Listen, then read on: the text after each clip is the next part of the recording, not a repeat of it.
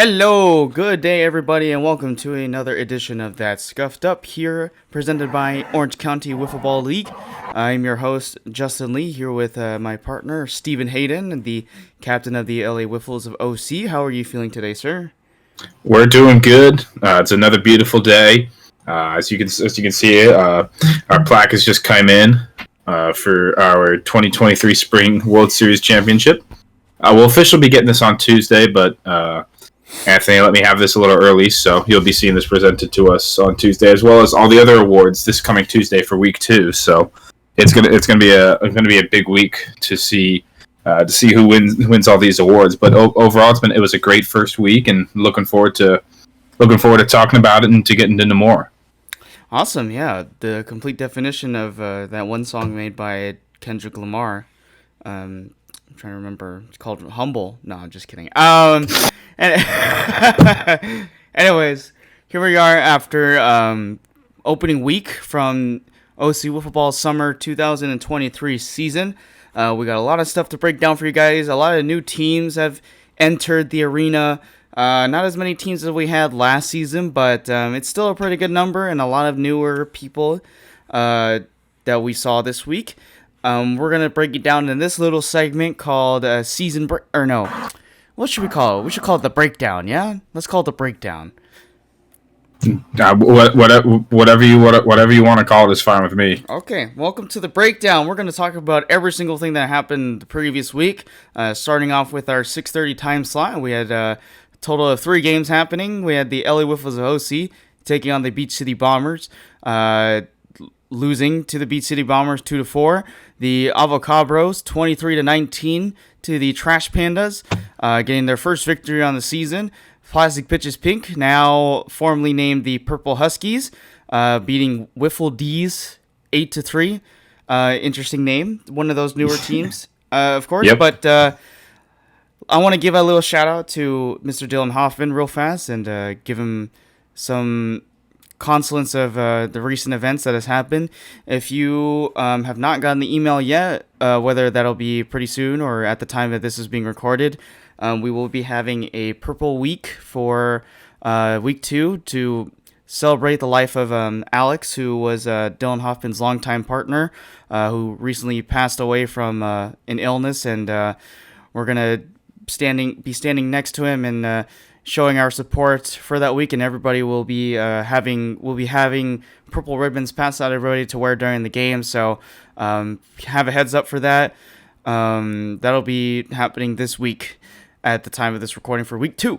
Anyways, for the 6:30 time slot, let's start off with the reigning champions of the Spring 2023 World Series, the LA Wiffles of OC, biting the bullet and losing in their first game 2-4 to the Beach City Bombers, who were there last season, but new group of guys. They picked up a lot of free agents from the free agent pool that we have for the league. Interesting turnout, and let's talk about that. We had 2 brothers on that team who pitched very well in that game. Any thoughts, Steven? The LA Wolves of OC coming off their World Series win. First game out, they've added a new player, Dylan Menji. You don't know exactly what's going to happen. Overall, the LA Wolves of OC seemed a little bit flat. The first inning, they scored 2 runs. Other than that, they just weren't able to generate much offense. Only having 3 hits the whole game, which Stephen Hayden had all 3 of the hits for the LA Wolves of OC. But Tyler and Zach Moore for the Beach City Bombers were some of the top performers for the week. In my opinion, they both pitched 3 innings. They had a home run each, and they had all four RBIs and a 4-2 win. Overall, they just kept all of us off of balance. Other than Steven going 3 for 4, they were just able to keep a lot of people off balance, and I think that's a potential playoff team, especially with that pitching. If they can keep the run total down. For both teams, even I think they have a good chance to make it to the playoffs and possibly make some noise, maybe make it to a championship series or something like that. We got to see the development of their other new free agents and stuff. But I'll talk more about Tyler Moore later when we do a different segment. But he in his limited time, he's shown he can pitch a lot. And that first game, he proved it. Yeah, absolutely. They only played one game for the rest of that time being. They looked really good. Both of them. They had really good pitching ability. They had a lot of action on their thing, catching a lot of the LA Wiffles team to bite on a lot of different pitches outside the zone. They had a lot of good arm talent between those two guys, so this could be another really good dangerous duo to look out for the rest of the season because they limited the LA Wiffles OC to 2 to 4. Who I should mention added Dylan Menji, who guest starred in a week 8 was it, for 3 games in total, and really had a huge impact. So quiet bats for the LA Wiffles OC. Obviously, Steven had a really good day hitting during that series of 2 games is what the LA Wiffles of OC played. But moving on, we have the Avocabros returning from their inaugural season from the spring. And the new team, the Trash Pandas, not affiliated with the AA team. A lot of new guys on that team. They have the same logo, but wow, a big game, 23-19, total score, absolutely insane.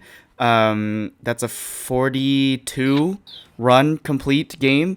Any thoughts about that game? It's kind of what the Avocados are extremely good at. They're good at putting up a lot of runs, but they also give up a lot of runs. The Trash Pandas showed that they can hit. The Avocados are continuing to showing that they can hit. And overall, as a total offense, obviously they scored 23 runs. They had 12 home runs in the game as well. We'll talk more about later about the Trash Pandas in another game they played. But I think hitting wise, the Trash Pandas are right there.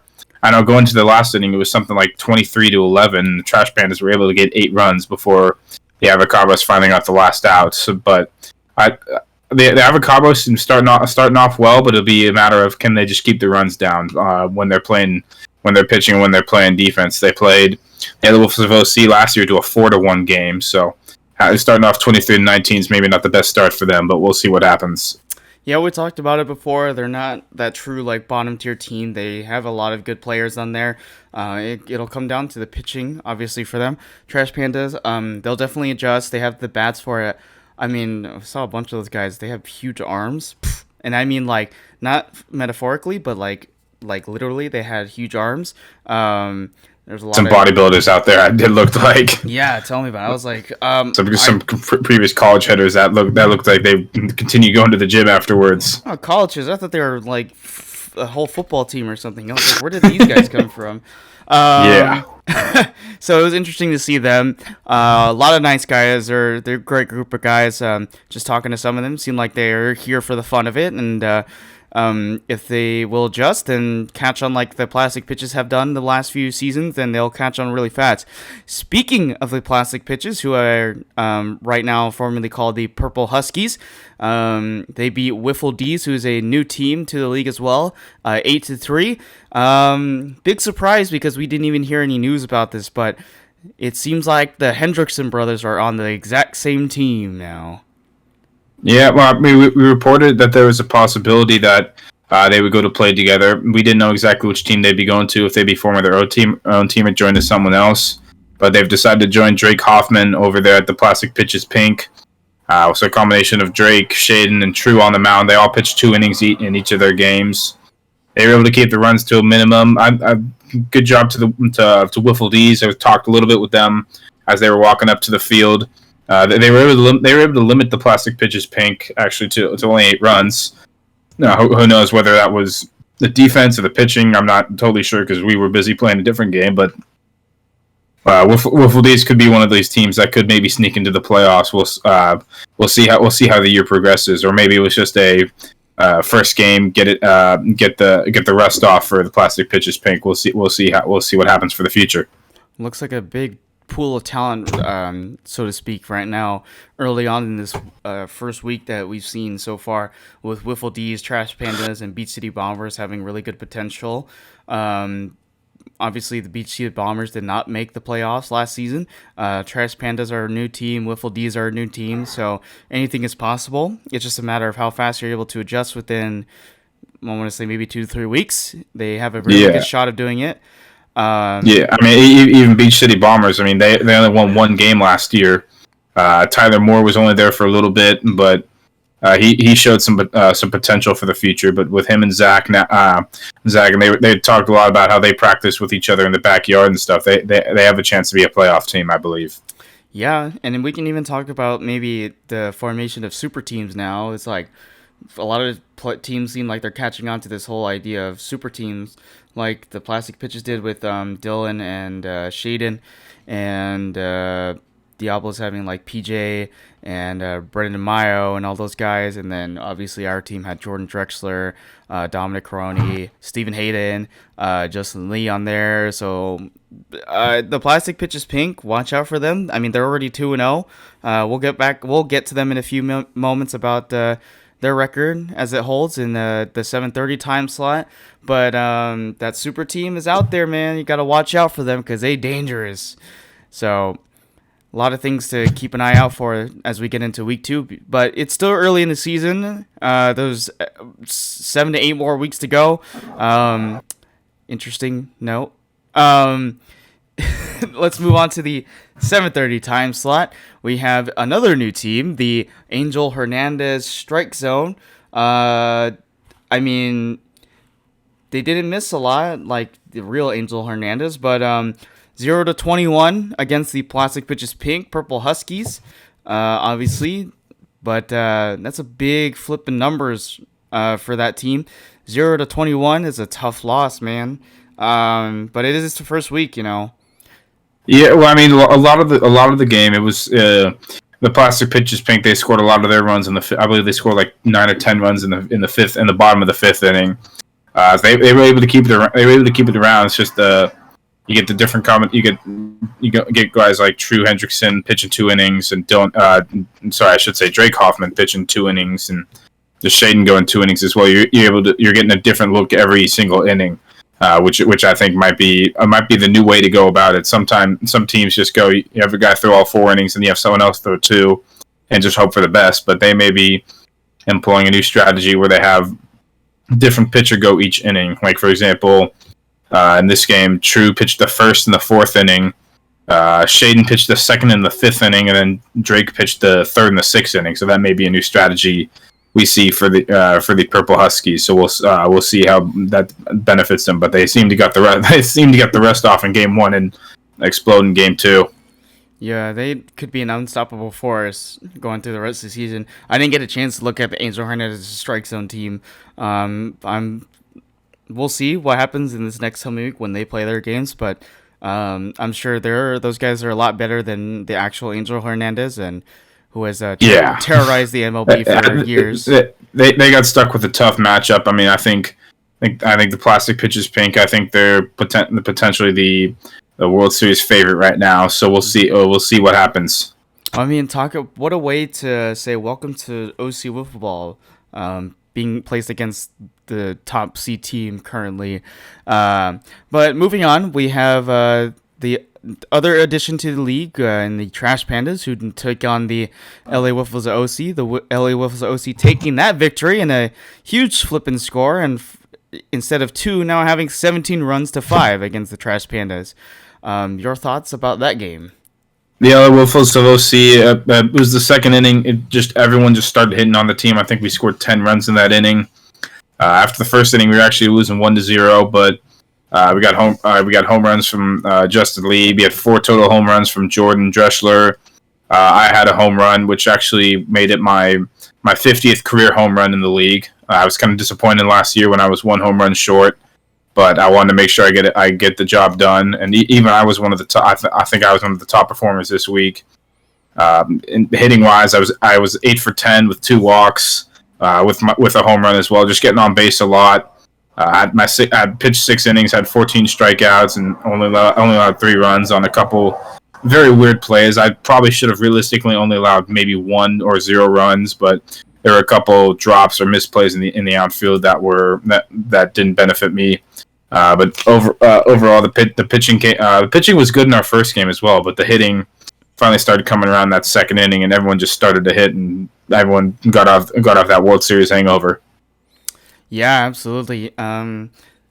good flip around. It's definitely what the team needed. And Jordan coming out with 4 different bombs, as you said, it's a big deal for a team if you're trying to get back on track to return to the World Series and defend that title. So fantastic job. The Trash Pandas had the bat still with 5 runs. Testing new pitches, obviously. Is going to be adjustment to try to get to it. They can reach the 62 mark. We saw a few of them during that game.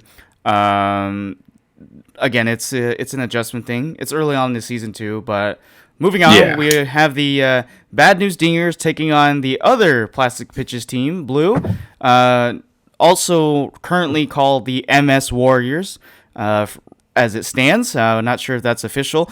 Both these team names, the Purple Huskies and the MS Warriors, we're trying to get confirmation whether that's the official team names from now or not.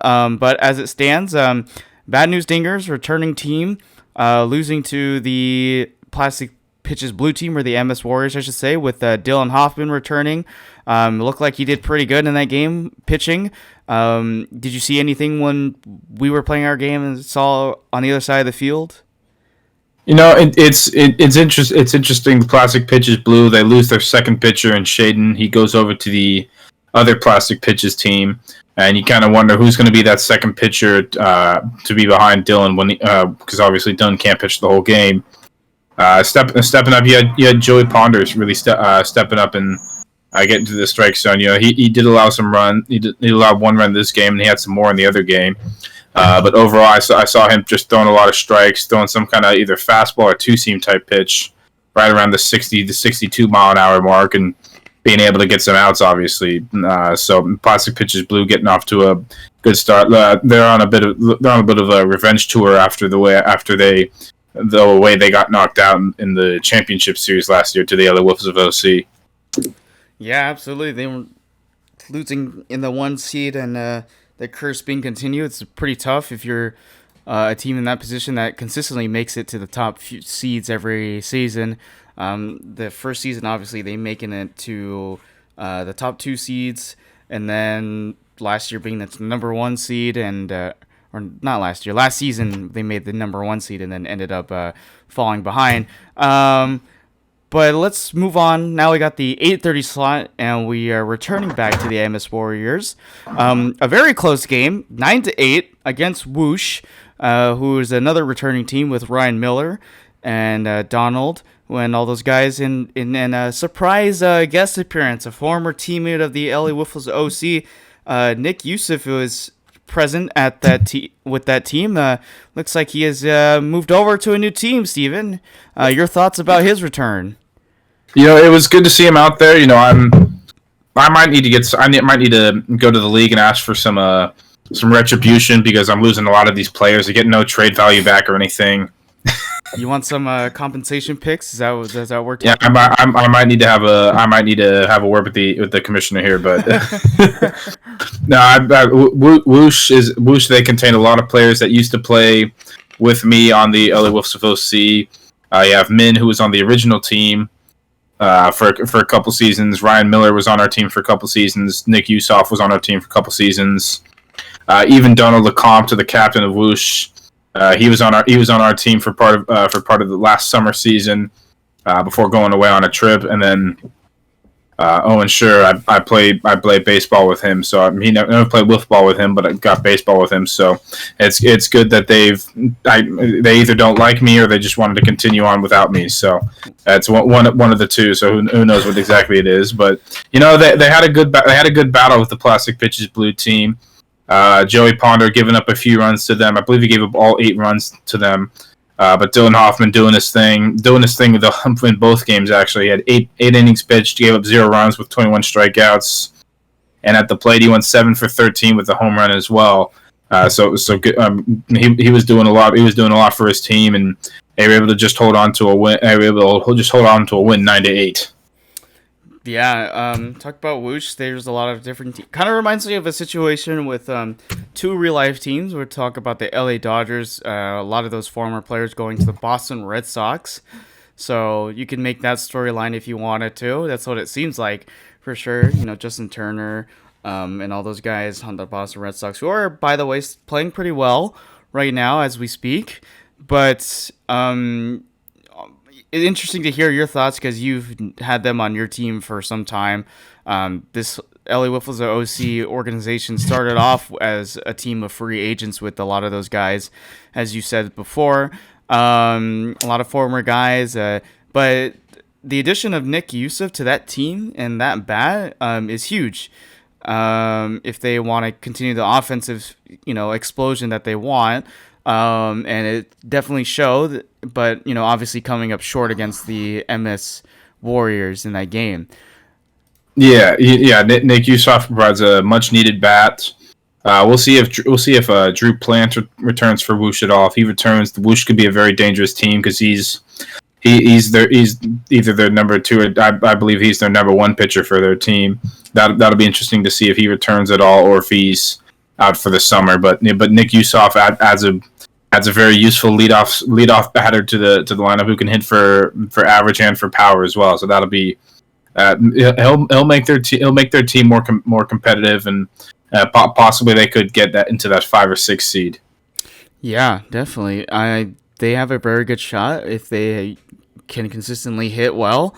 The pitching, definitely, if they can get that to turn around and make it consistent, they can have a pretty good shot.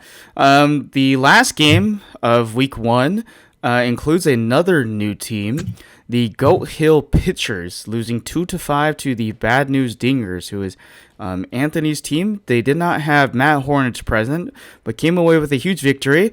And shout out to their pitcher.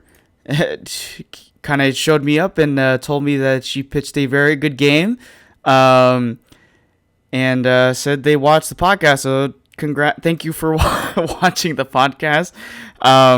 Sorry if those words came off not the right way from the last time, but shout out to Lauren Caruso for that shout out. But we appreciate you watching the podcast. But yes. Anyways, talking about the Goat Hill Pitchers and the Bad News Dingers, that game fairly close, but Bad News Dingers, with the experience that they had, came away with the victory against a brand new Goat Hill Pitchers team. Any thoughts about that game? That score may be slightly wrong. It may have been a 5-4 game. I'm not totally sure.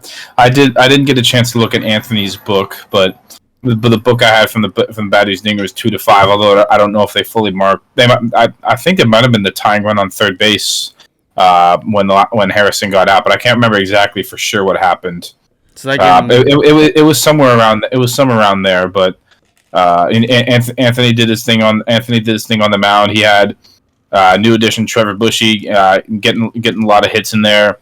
Harrison Gore's looking to find his pitching form again. He was a guest player for the last week of the spring season. Our team actually played him and got some home runs off of him. But I think they have a chance to possibly be. I think they could possibly sneak into a playoff seed. And with Anthony, anything's possible. But I'd be interested to see how they do. I know they were missing a player or two, so maybe that either helps their lineup or throws off their lineup. So we'll see what happens. Yeah, they're missing a few people on their team. Some of those names being, if I can remember who they are, Nikki Shiver and oh my gosh, who am I forgetting? I believe they're also. I don't believe they're playing this summer either. So yeah, that's what I heard. But that's a big loss for their side of the ball because they had some pretty good hitting stats, and I said it before, and I'm not gonna mistake myself this time. If they had one more player, not guy or girl, one more player, they can really sneak into this playoffs. But they have a really good shot out of the way. Anytime you have guys like Anthony, who has a lot of experience, Matt Hornich, and good bats all around, then you have a very definite chance of making it in. We'll see as the weeks go on by and all that. But that concludes our segment of the breakdown for week 1 of the opening series for OC Wiffle Ball. Any closing thoughts you want to add to any of these? I was talking with Anthony about this. It was a very successful overall week one. As we mentioned, sometime probably around like 7:30 ish, we'll be handing out the awards for the spring 2023 season. Things such as the MVP, the Cy Young, the Hank Aaron, Silver Slugger, things like that. And obviously, as I mentioned before, the other OC will officially get their plaques. So there'll be a little break in there. He'll have that all set up, and everyone's welcome to come gather and watch and cheer on the people who do win these awards and things like that. So overall, we believe it was a successful week. People were able to get registered well, and people were learning how to play. So let's see how it goes and continues on for the next weeks and for the rest of the season. Absolutely. Well, let's get into the nitty-gritty of stuff. We had that interview with PGA Gordon on here, and we had a lot of really good insight. So if you want to check that out, stay to the end of the show. We're going to have him on here. We recorded it about a week ago, so it'll be a little bit behind in time, but at the time we're recording this, if you would like to watch our interview with PJ Gordon, who is not returning for this season due to other outside things, but hopefully he will make a return in the fall or during the Summer Classic tournament and which not, but he has a lot of great insight. He's very well written in wiffle ball. He's very smart. He's a captain of one of the SoCal wiffle ball teams up in Fullerton. Has a really great knowledge of the game. So please go watch that. We had a lot of fun interviewing him, getting some of his insight in how he approached the game, how he found the game, how he learned it, and we're hoping to have more guests on this show as the weeks go by, and we'll keep you guys updated on that kind of thing. But let's talk about the first part of it. We've had one season already go by since we started this podcast show. We talked about the previous list for this that we're talking about right now, and that is the All-League first and second team for spring 2023. I believe you have a list of guys you want to talk about, Steven? Yeah, so we were thinking. I'm thinking about this right after the season ended. I just want to go back to the PJs and stuff before you move on. You know, in that podcast, we're going to be talking a lot about the past, kind of how the Diablo season went and their journey to the World Series and stuff. So for the people who are new, you can learn a little bit about the past. And some people were asking me about, like, oh, you guys have multiple seasons of this? Yes, we have each year we have a spring season, a summer season, and a fall season as well. Fall season will start a little later on, probably around September. So we got, obviously we're in the summer season right now. We just had the first week. It was interesting because I didn't know a whole lot about PJ, but it was interesting to get to know some things about him and how he got into things such as wiffle ball and his baseball background and stuff. So please stick around for that. Going back to the spring 22 All-American team. Last fall, Anthony put out a list, kind of unexpectedly, of the first and second team for the fall season. Which congratulations to all those players that were on there, and it got me thinking of some possible teams that I could see possibly come out. I haven't talked with Anthony about this at all, but these are kind of my thoughts on who I believe may or may not make the team. So I have a couple honorable mentions. We talked about him earlier with the Beach City Bombers. Tyler Moore, he showed a lot of promise in his time there. He got the Beach City Bombers their first win. Unfortunately, I just don't think he was there enough to qualify for a team. I think talent-wise, he can be. Last year, he could have been on the second team All-American, but he just wasn't there enough. And also an honorable mention is Edgar Aguiar from the Avocabros, who had a very good offensive year.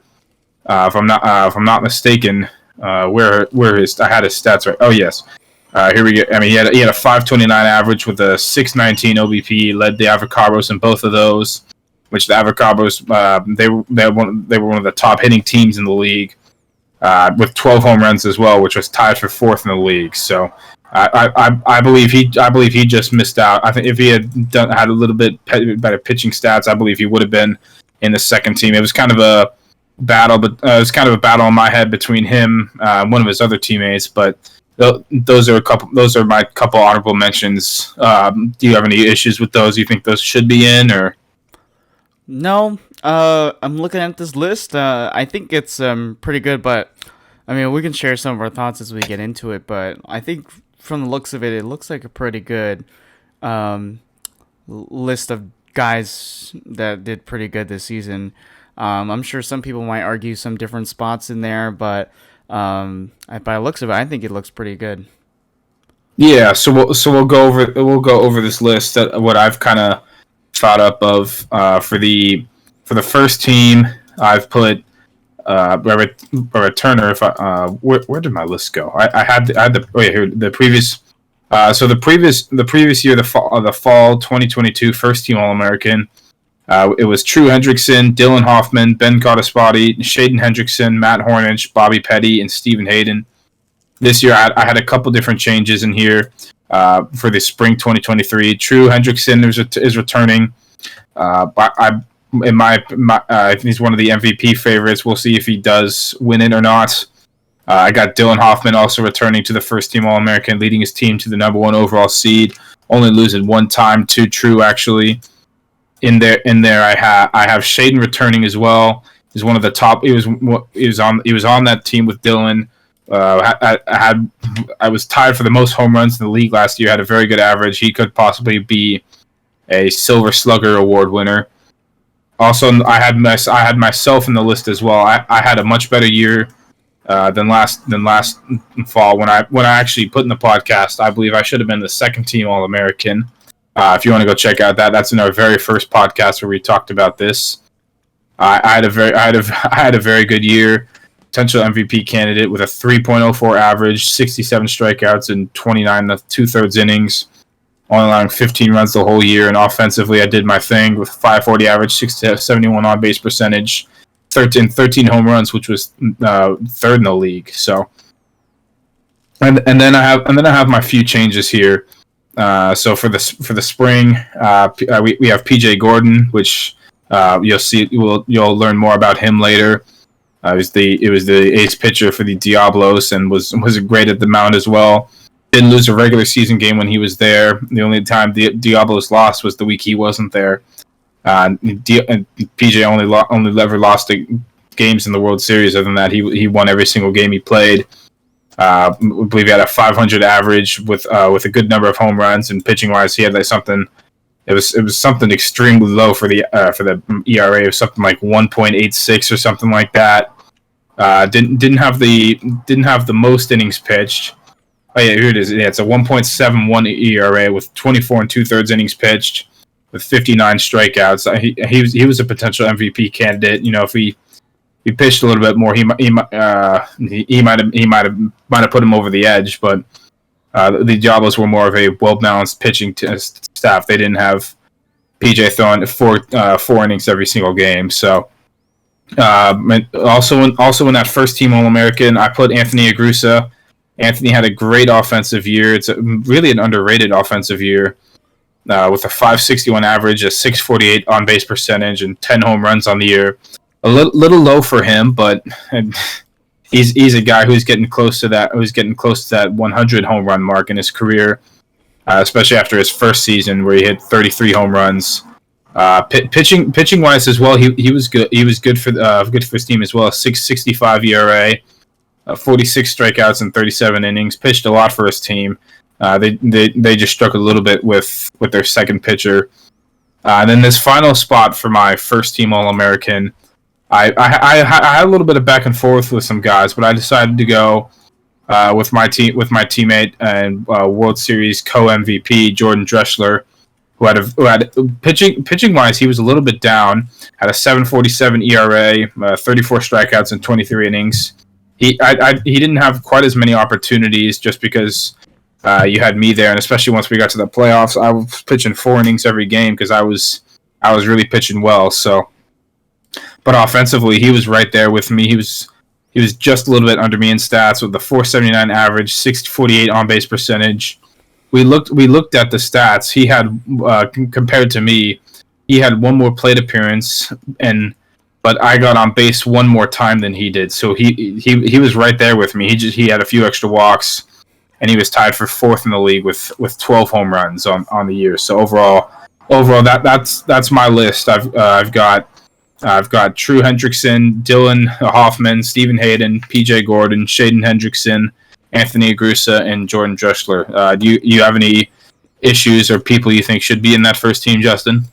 No, I think this is a pretty good list. Dylan had a fantastic year on the mound. The stats for hitting were absolutely insane. True, as always, has continued to really do awesome. PJ is the big, who we'll talk about later, is the big surprise from last season. He had a really, really good season as a rookie. Some insane numbers. Anthony always being really good. Jordan was the big bomb guy for the LA Wiffles. Steven, you had a very good year as well. Especially, I mean, we don't count stats in the World Series, but if we counted those, I'm sure those would be astronomically insane. You could argue I was the MVP of the playoffs as a whole. The World Series, we did co-World Series MVP to me and Jordan, but the whole playoffs as a whole, you could probably argue it probably went to me. Absolutely. I honestly say yes, that is true. Shaden had some really good numbers this year, being with the plastic pitches. Now they're on the same team, so they're all going to be competing for reps this year. I think it's a pretty good list. Honorable mentions, I'd actually add maybe one more guy, and that'd be Hayden Hager from the Avocabros. 11 home runs, 4.83 batting average, had a really big offensive year. Him and his brother, I mean, you could compare the two stats, but Hayden over Harvey had a better season overall in terms of batting. I mean, they didn't really pitch as much because they usually went to Lucas Sardo or Edgar Aguilar for the pitching for the most part. But I'd add, if there was an honorable mention for the batting, then I'd add Hayden Hager to that list. Gotcha. All right, sounds good. So that's my first team. I mean, like I said, this is all my opinion based off what I saw out there on the field. Things could be different. This is not any official list. This is pure speculation. Anthony, I'm sure at some point will come out with a list for what he believes will be the all league team, or as he calls it, the All American team. Going into my second team. We started off with a multiple-time award winner, multiple-time World Series winner, and unfortunately no longer in the league with us anymore. We have Ben Cottaspati. Had a very good year pitching-wise. Only 12 innings pitched, but had 31 strikeouts with a 2.5 ERA, only allowing 5 runs on the whole year. The hitting numbers were a little bit down for him. He didn't get quite the number of hits and walks that he normally does, but he still did have a 433 on base percentage. Had four home runs on the year. He's just always a very consistent guy. There's always a guy you look to for leadership, and you can see how the Wise guys have gone without him. You know, they're no longer around anymore. So he will be missed. I've got him on my second team.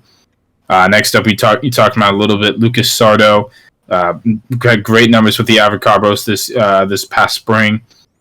Where are his numbers? He had a 409 average, a 581 on base percentage, which was second on the team. Had 18, had the same number of walks as hits. He's getting on base a lot. 9 home runs as well for him. And then pitching wise, he was very good for the Avocabros. A 7.15 ERA. 26 innings and 39 strikeouts. One of the main pitchers, or actually the main pitcher for the Avocabros, and especially I remember his game against the LA Wolves of OC. He pitched 4 innings and allowed 0 runs, and maybe had they spread his innings out a little bit further throughout the game, the LA Wolves of OC may have lost that game, which ended up being big for their playoff implications. Next up on the list, I have Matt Hornich. We talked in a different podcast about duos. The duo of Anthony Agrusa and Matt Hornich is a very dangerous combo. Matt with a 4.55 average, 6.609 on base percentage. Only had 6 home runs on the year, in which the fall 2022 season he was the rookie of the year. and was actually on the first team All-American. I bumped him down to the second team for this year and replaced him with his teammate Anthony Agrusa. I still think Matt had a very good year. He was one of the more feared hitters out here, out there in the league. And pitching wise, he started to pitch a little bit as well. He had some struggles on there. He only pitched about 9 or 10 innings, but he had a 7.33 ERA with 6 strikeouts as well. So he's working on the pitching. If he can get the pitching down, they can be a very dangerous team. The next player I have here is Edward Yu from the Tommy Pham Appreciation Club. When he was out there, Edward Yu is one of the most feared pitchers out there. Hitting wise, he had a 361 average, a 465 on base percentage. 4 home runs and only 43 plate appearances. You know, if one of those, like I said, if he was out there a little bit more, I think he would have some really good numbers out there. Pitching wise, had 25 innings pitched, 32 strikeouts, and a 6.24 ERA, giving up 26 runs on the year. Overall, when he was out there, he was a very feared pitcher with a lot of his movements. I think that qualified him just enough to be on the second team. The fifth person I have on the list is Kyle Froome, member of the Plastic Pitches Blue, which went on to win, which would end up being the number 1 seed in the regular season. He had huge improvements from. If we had a Most Improved award, he may be in that category for Most Improved. From the fall season to the spring season, he really started figuring out hitting. He had a 4.63 average, 5.91 on base percentage. 10 home runs for him. So he was among the top hitters, and was one of the tougher outs to get in the league.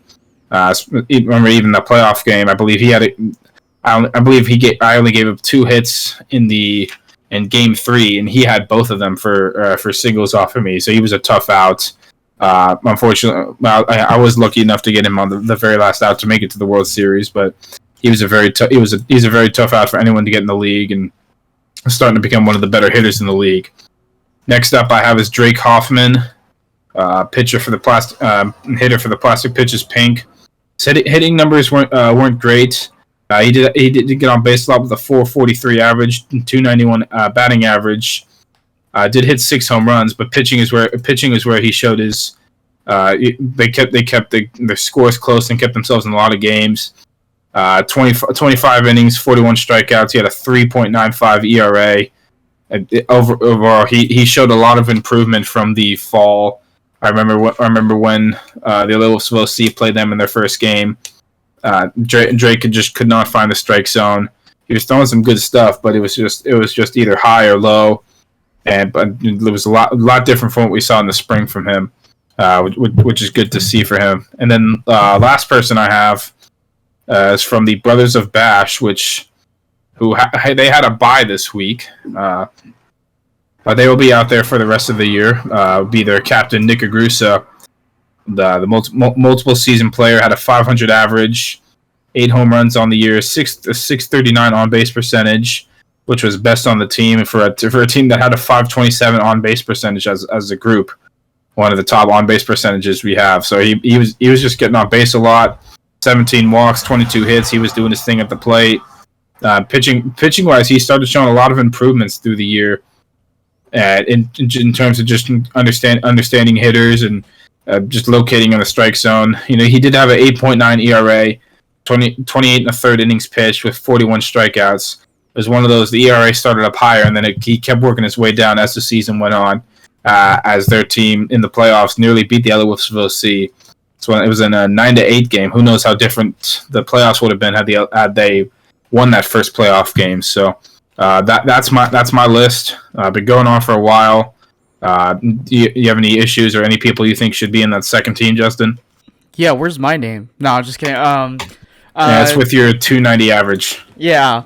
I should note that there may be a slight mistake in the stats for the hitting. Wah. I think we were talking about it a few days ago, but I think they've just forgot to add the home runs to the average, but it's still a work in progress. Compared to a season ago, did not have the best batting totals either. More home runs, but not the best batting overall on the team, obviously by a yardstick. But no, I think it's a good list of guys on there that you listed out. I have no arguments at all about any of them. Kyle Froome was the big surprise to me on that list because I think he was kind of shadowed because of like guys like Shaden and Dylan and all them in those different situations. But he had a really good season, as you noted. So I think it's a really good list. Nick Agurusa is a really good player. They had a bye week in this opening week, so they'll be back this week too. So it'd be really nice to see those guys because they're an awesome group of guys. Him and the rest of the team out there. So I think it's a solid list. Well, obviously, this is just your opinion and ours too. And we won't know until the official comes out on the website. So, but that's scuffed up list of first team and second team and honorable mentions. So there you have it. Yeah, we had some. Even a guy who could be an honorable mention would be a guy like Joey Reese, being the main pitcher for the Bad News Bears. Is it Bad News Bears or Bad News Dingers? I'm forgetting the exact. I believe it's Bad News Dingers. I'm blanking on the names. Yeah. We had Jordan Dreschler compared to the second team from the fall. Jordan Dreschler, I had him moving up from the first team. He was on the second team last fall. Joey Reese, I had him as an honorable mention. Justin Lee, not an honorable mention this year. Justin Lee was a second team All-American last year. Was second in the league in singles. Unfortunately, didn't quite have the offensive year or the pitching year, so I had him off the list. Actually, last year, Anthony Agurusa was a second team All-American player who I moved up to the first team for this year. Brandon Williams, very very good hitter for the Wise Guys. Unfortunately, didn't have quite the same numbers as he did the previous year. But Brandon Miles is an interesting one. I was thinking about having him on that list, but just not having him out there enough. And maybe you could make an argument that he should be in there over Edward. That's an interesting one. Because Edward wasn't out there quite as much, but I gave the nod to Edward just because he was the number one pitcher on the team, in which Brandon had a guy like PJ to pitch more of the innings. And then I'm gonna mess up this. I'm gonna mess up this name. Brian Sajakowski. I don't believe he. I believe he's with. I don't believe he was in the league this year. I could be wrong, but I don't remember seeing him out there. But those are my lists. As mentioned, we'll see if there's any official announcements at any time from Anthony at all. So stay tuned for that. That may be posted on the Instagram or on the website sometime. This came out about like week 4, week 5 last year, so we'll see if it's around the same timeline as well. Yeah, definitely.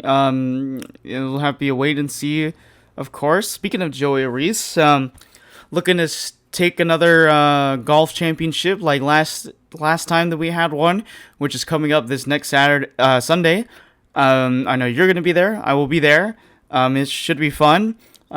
Speaking of which, I'm going to go probably hit up the range maybe later today so I can practice the swings a little bit, and we'll, because I definitely want to not look like a fool on the course. I don't know. How you feeling? Do you think you're ready for this? I'm feeling somewhat good about this. My problem is I feel very confident with my iron game. The chipping and stuff. My problem is just having my drives go straight. I've been struggling with that, and then also my putts. People talk about they get the jitters, or they just feel nervous in a certain situation, such as John Lester when he's trying to pick off a guy at first base. The only situation I've ever felt that is when I'm on the putting green.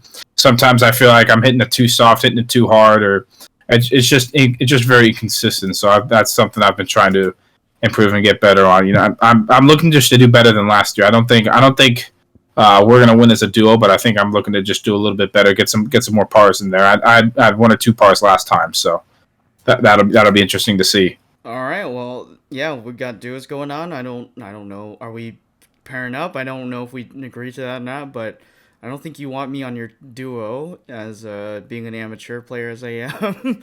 um, it should be interesting. Obviously, I believe we have one T slot still open. If there's anyone interested in joining that tournament, that is, I believe there's still one spot available for tea time. Yeah, it may or may not be available by the time this comes out. We'll see. Just message the OC Wiffleball account, or if you have Anthony's number or Instagram, message him and say you're interested. That's kind of what I did last fall.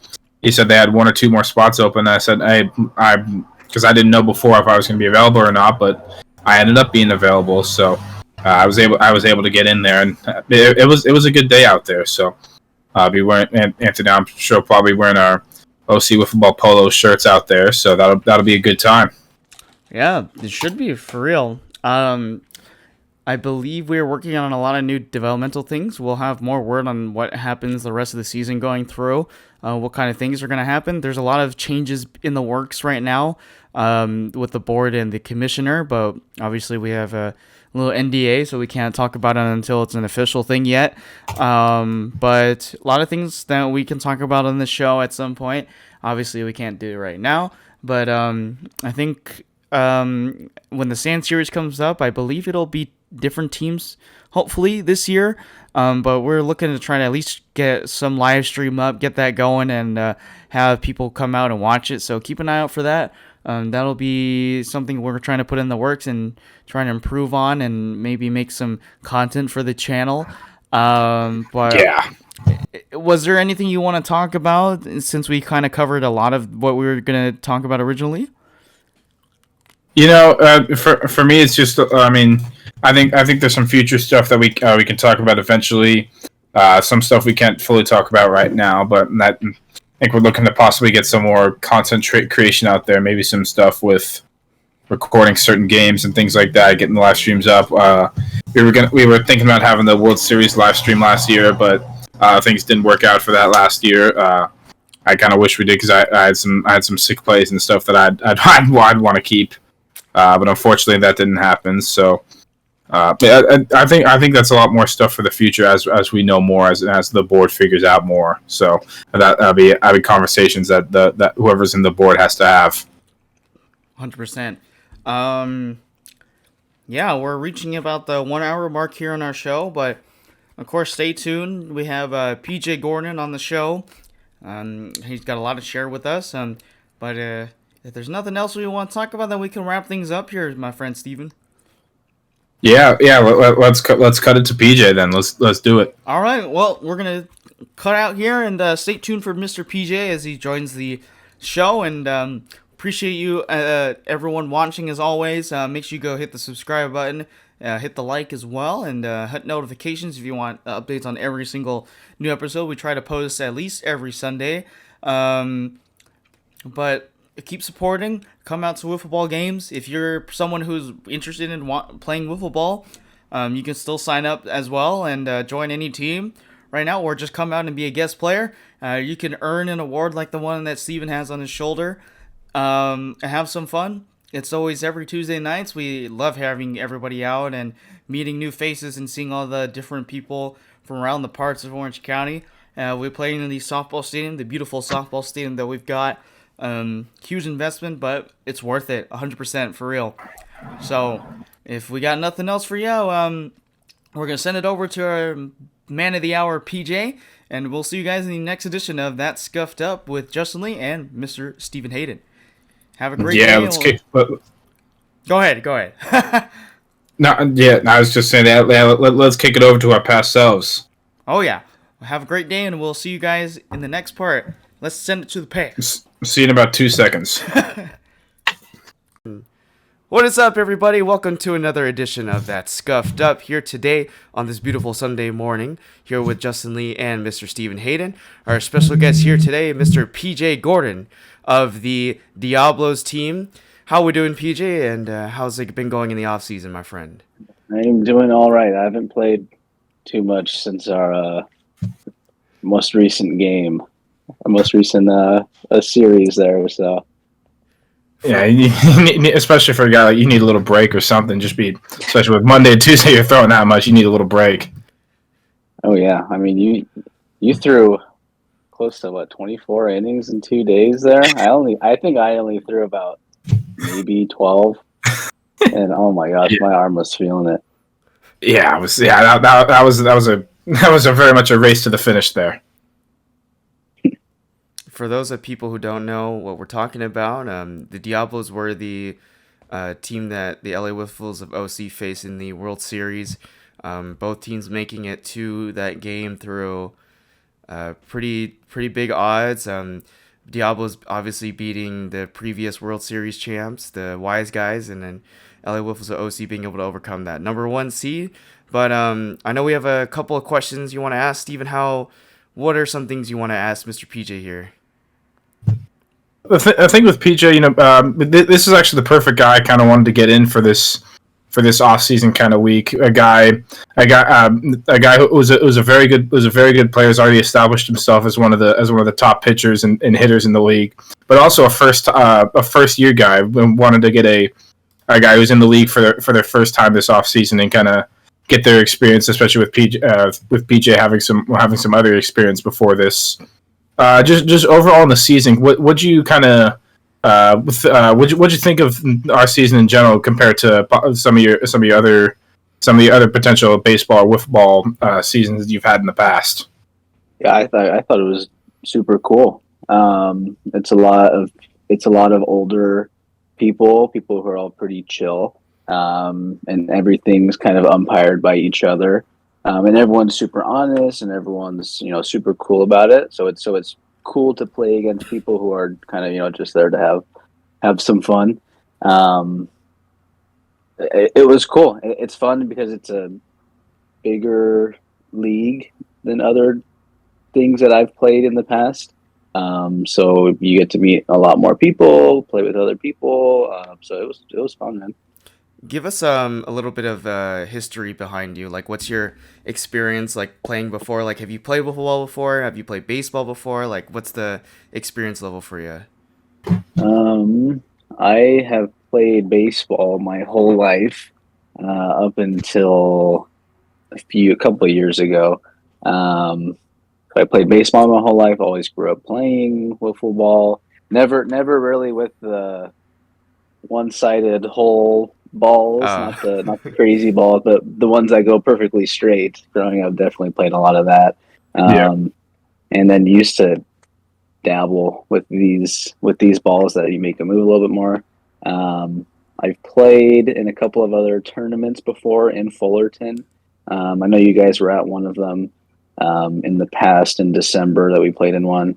So I haven't played necessarily with football for years and years.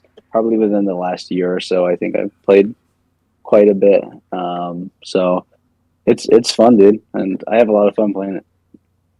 Cool. I want to kind of get your insight on, because you went to Westcliff University, is that correct? Yes. So there's a lot of guys from Westcliff University that play in this league too, like Dylan Hoffman and all them. Like, do you know these guys previously, or? I don't. So the year I stopped was right in the middle of COVID. And that's the year before all those guys kind of went over there. So it was pretty cool to see them, and kind of introduce myself and meet them. But I did not know them before, while I was there. So. Okay, that's interesting. Yeah, there's a pretty good following in the league now with guys coming from Westcliff University. Oh, yeah. It seems like, and especially a lot of other universities around. Stevens University as well has got a lot of guys coming in through potentially at some point. So We're working on it. I'm trying. I got one guy from my. I'm working on that still. Yeah, so there's that's how to get guys from there to commit. So that's just with other stuff in general, not just this. Yeah, there's a pretty big following of experienced players coming through now. But I wanted to get your understanding, like, because people who have never played the sport before, like, how is it like being able to transition your skills as a baseball person to wiffle ball? Like, is there a big like learning gap, or is there like you have to kind of just figure it out as you play? I think you get a pretty good feel for it once you start playing more, especially the pitching, because it's so difficult to pitch successfully and be really good at it. Because if you throw anything straight, it's going to get hit, even if you throw it as hard as you can or as hard as the league allows. It's going to get hit for the most part. So it's a feel thing, I think. But definitely growing up playing plays a role in it as well, for sure. Sure. Yeah, absolutely. I'm just making sure you said this. Was this your first time in an official league? Just Yes. being around for. Okay, gotcha. I remember. I'm just looking up here. Going back to you won the SoCal Wiffle hosted their tournament in Fullerton that you actually Mitchell Downing won back on I believe it was August 20th. It looks like We did win. Yeah, that was fun, dude. That one was a lot of fun. The tournament style is a lot different than the league week by week. But they're both super fun. Super fun. Yeah, that's definitely something I'm going to try to get more into and try to get more guys from our from OC wiffball into as well. And I'm with I just got picked up by a team as well in the league. So we'll delve more into the SoCal wiffball a little bit later. But do you have a specific direction you want to go with this, Justin, or do you want me to just start kind of taking off with this? You can take off. Yeah, let's ask him everything. Get all of his insight. Yeah, hit me with it. Yeah, hit me with it. Yes, we start off right away. If I'm not mistaken, you weren't there the very first week of the season. Is that correct? Correct. First week, which was our only loss in the regular season. I was not there, and it was against Plastic Pitches Blue, and I was dying all the season to play those guys, but never had the chance to do it. But no, I was not there first week. Second week was my first week. I went. Yeah. I after that first week, I kind of saw. I believe it wasn't a very close game between the Plastic Pitches Blue and you guys, the Diablos, and I was not knowing anything about you at first, and that you were on the team. I was kind of. Especially knowing I didn't think Brandon was going to be back at the time.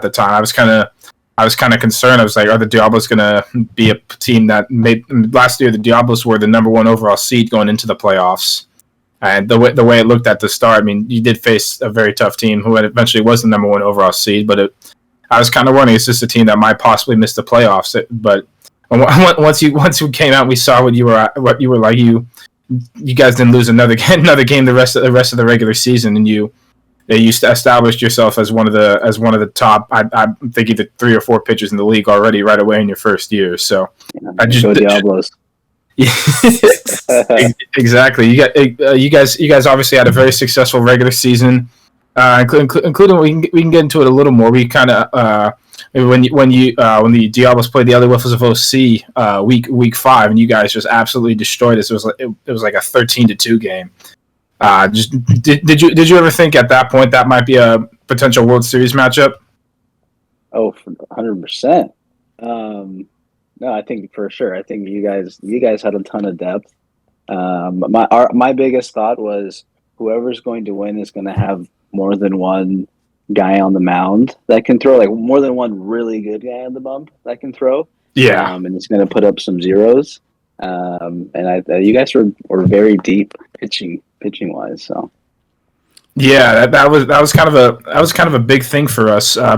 Actually, before this season, in between the fall and the spring season, I took Jordan and added him onto my team, which is I just kind of the move I thought I needed to make. Is Justin last year fall was his first season. He was our number 2 pitcher, but as I've said before, Justin was good at times, but then there were also times where he got in his head a little bit and he just lost control. So I think having him as the third guy was really effective for us. But I want to apologize. I want to apologize to PJ because I know he wanted me to go pitch in the World Series.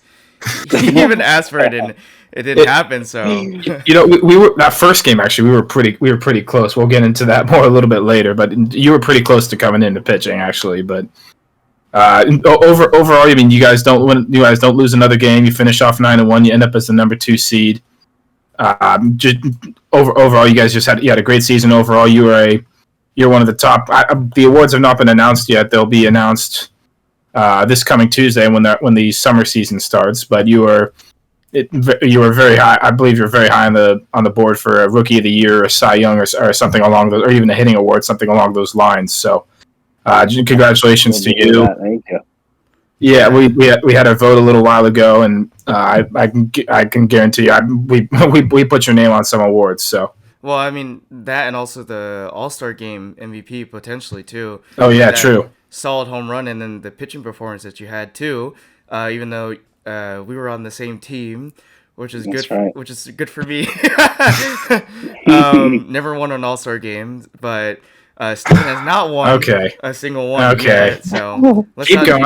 I'm 0-4. I'm 0-4 in All-Star games. So it's I have 100% success rate. I'm 1 for 1. That's true. Yeah, I mean, you guys were better on the day. Congratulations. If only I could just catch a ball that was in my hand, that would be great. So you guys get into the playoffs. You guys see the Wise Guys beat the Plastic Pitches Pink team. How did that series go overall? Because we tried to talk about it as much as we could, but we couldn't get really in depth because we were busy playing our own series against Plastic Pitches Blue. How did you feel like that series with the Wise Guys went for you and your team? That series was a lot of fun. I remember it was super windy that day. Yep. And pitching was a little difficult. The first game, I think the first game was a little bit less stressful. I think we won by a couple of runs. And True was obviously dealing as always. The second game was super close, very much back and forth until I think we went to extra innings where Eddie on our team hit a grand slam in the top of the seventh, or I think it was top of the seventh, hit a grand slam and kind of broke everything open. But that series was a lot of fun. Their team, they got some arms and they can swing it too. So. Yeah. I mean, even though it was a sweep, it sounded like one of those that was it was an extremely close series. It wasn't like you just blew them out of the water. They just weren't really good that day. Both were just good. You just happened to come out. You just happened to come out on top on both games on the day. Yeah. We took advantage of a couple missed pitches, a couple pitches that maybe he wants back and can throw differently. But I think we tried to take advantage of everything and hit what was there, because True throws a ton of strikes. It is super hard to hit it too. So we're out there just kind of swinging. So that was fun. Yeah, I mean, True throws the same two pitches, but they're just extremely hard to hit, and that's why that was disgusting. That's why he was I believe last summer he was the MVP of the league, and then this previous fall he was the he won the Cy Young the previous fall this previous year as well. So he's obviously one of the best players, and he's also one of the candidates for the MVP award as well for this season. So we'll see what happens on Tuesday with that. Let's get into the just kind of go into the World Series.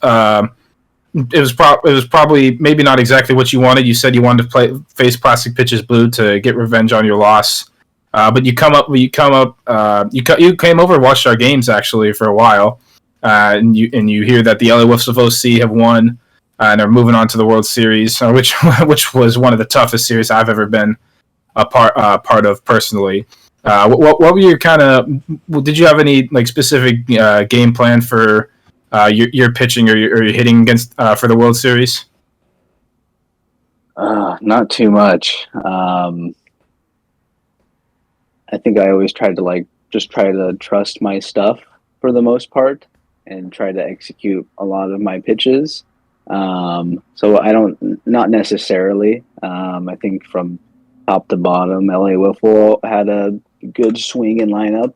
And you guys took advantage of all the walks too, which was very difficult when I'm struggling to throw strikes or our team's struggling to throw strikes, and you guys are making good takes on them. But not necessarily. I think it was just trust my stuff for myself, trust my stuff, and try to get some outs and some clean innings.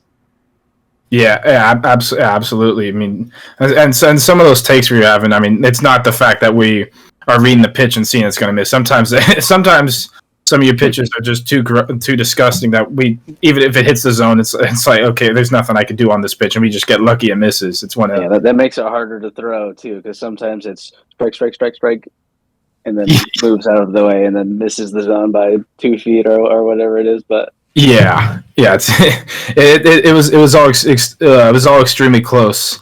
Let's going to game one. Trying to think of this. Yeah, it was game one. It was the bottom of the 5th inning. Jordan had just walked 3 guys, and I come into pitch, and you step up to the plate. What were you feeling in that moment, knowing a base hit gives you guys the lead right here in a very crucial game one? I wanted a bomb. I wanted to hit a grand slam. I don't remember what did I end up doing? You walked. Did I strike out? Did I walk? Yeah, you walked, and you ended up getting the RBI on the walk. That's what we do, man. I'm just kidding. I wanted to put the bat on the ball.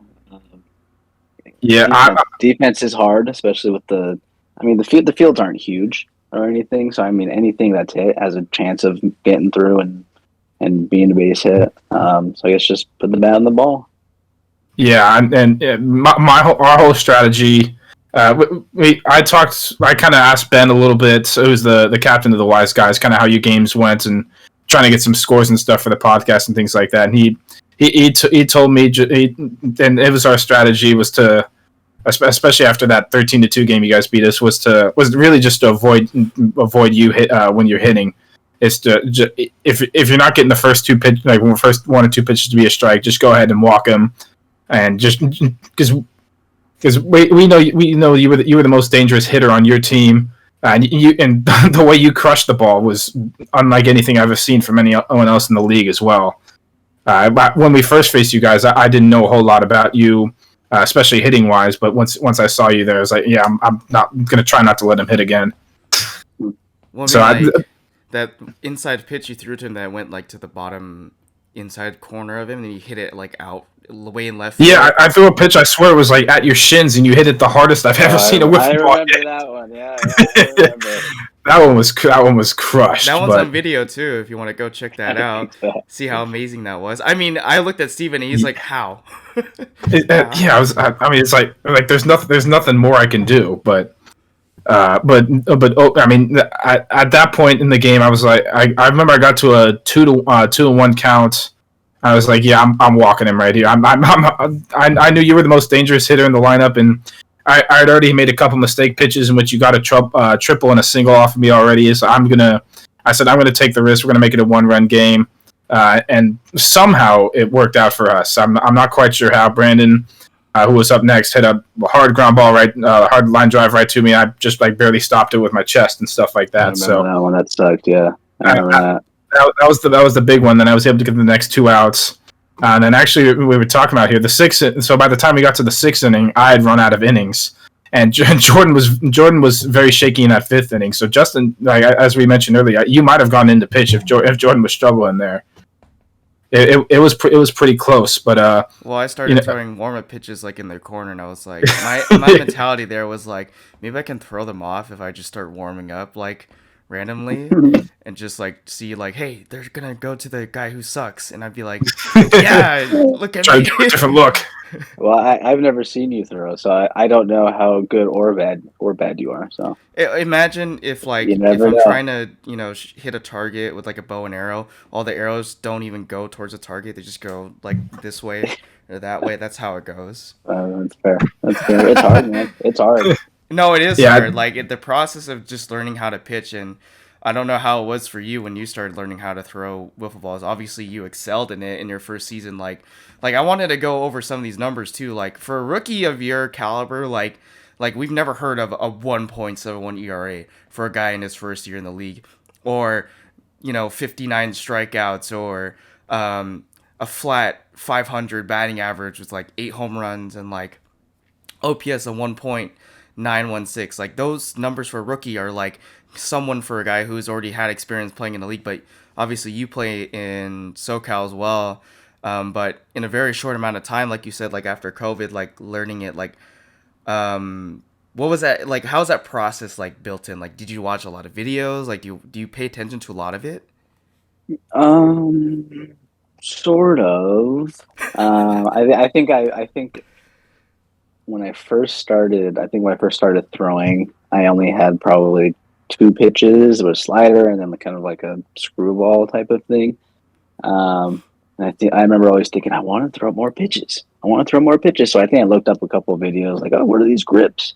And then so I guess I kind of watched a couple of those, and just decided what worked for me and my arm and where I angle my arm and how I can make it move a little bit. So there was a little bit of experimenting, but I think that helped a lot for sure. Do you take a lot of your knowledge from like seeing guys in other leagues, or do you take like Steven watches a lot of MLW, like those guys, they have a lot of tutorial videos. Like, is it kind of the outside source that you find, or is it just like being able to see other people play the sport too?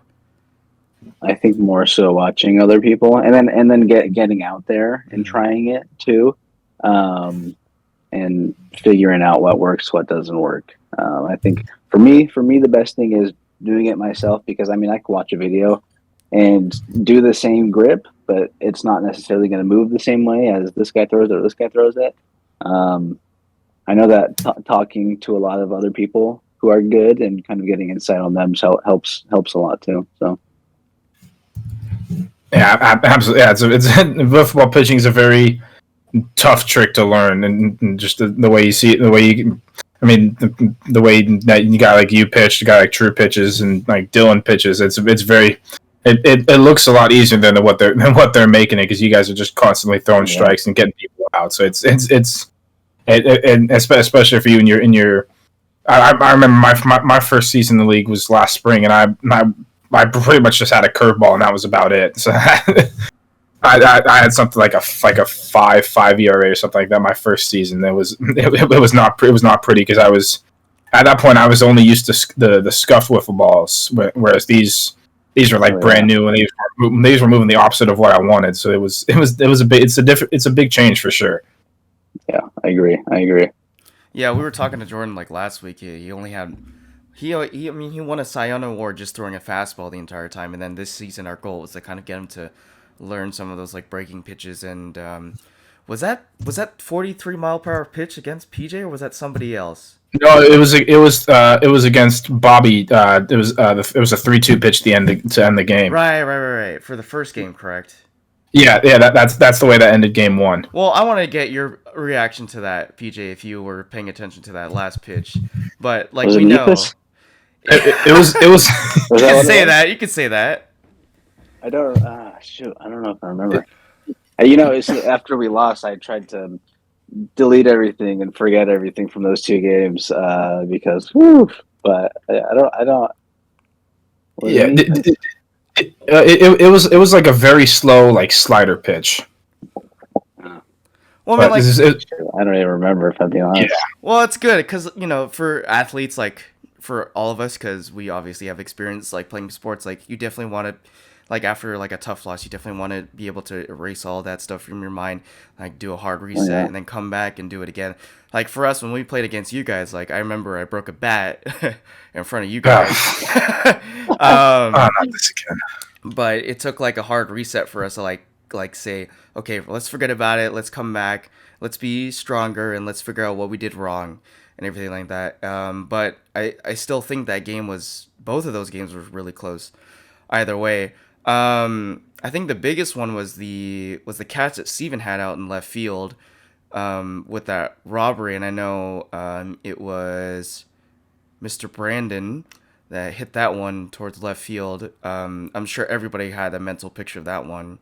Were you thinking that one was going to be out? Oh, for sure. I thought it was good. I think it wasn't bases loaded. I don't think. No, it was. Yeah, it was a 4-2 game. You had a runner on first. Bobby just walked with two, and you had 2 outs as well, and then Brandon hit that one. That tied the game. Yeah, I do remember it. I thought for sure it was falling. I thought it was down for a homer.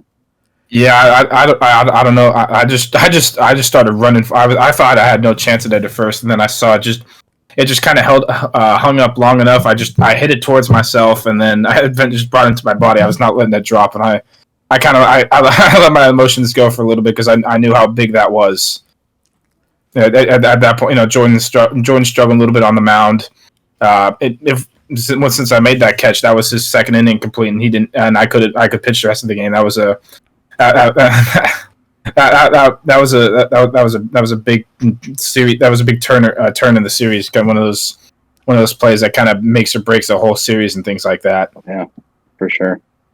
Want to go back a little bit to game one. You guys lose a very close game 2-1. But you said you've tried to block it out of your memory. Did you feel confident you guys could come back and win the next 2 games and win the World Series? Yes. I think we had a really good. I think we had really good depth as well. With myself, Brandon, Bobby can throw. We've had Shea on our team throw innings. Mitchell has thrown innings on our team before. So we had a lot of options. So I said, we have enough arms. We should we can definitely come back and win the next 2 games for sure. Yeah. Yeah, I also believe as a team you guys had the most depth hitting as well. I know the Plastic Pitches Blue had the best overall team average, but after facing you guys, I felt like you guys had the best overall depth at hitting with you, Bobby, Brandon, even Mitchell hit a home run against me, and even the bottom in the I don't know I can't remember the names of the guys at the bottom of the order, but they were getting hits as well and getting on base. Yeah. Mitchell is the OBP master. I'm pretty sure he ended like 700, close to like 7 something OBP. Yeah, he took his walks. He He battled at bats. He got base hits, and that was a big part of a lot of runs scored that Mitchell had. Yeah, he has a 7.31. Bobby had a 6.15. You had a 6.22, and then Brandon had a 600. So you guys were doing pretty good in that department. But yeah, Mitchell Downing was like the highest in that section. So, yeah, I mean, a lot taking his walks, man. Taking when they're given. Closing those rings on the watch. Overall, as a team, your on base percentage as a team combined was .568. So I mean, that's insane. I honestly hadn't even noticed that at first. Looking through the stats, I mean that's something that looks like that's like the second highest in the whole league, I believe. Only the third highest. It looks like the Plastic Pitches Blue had a. I can't. The Plastic Pitches Blue had a .604, and the Avocabros had a .589 on base percentage. You guys are right. You guys are right there in terms of getting on base and things like that, and which is key for any sport like baseball or wiffle ball. Sure. With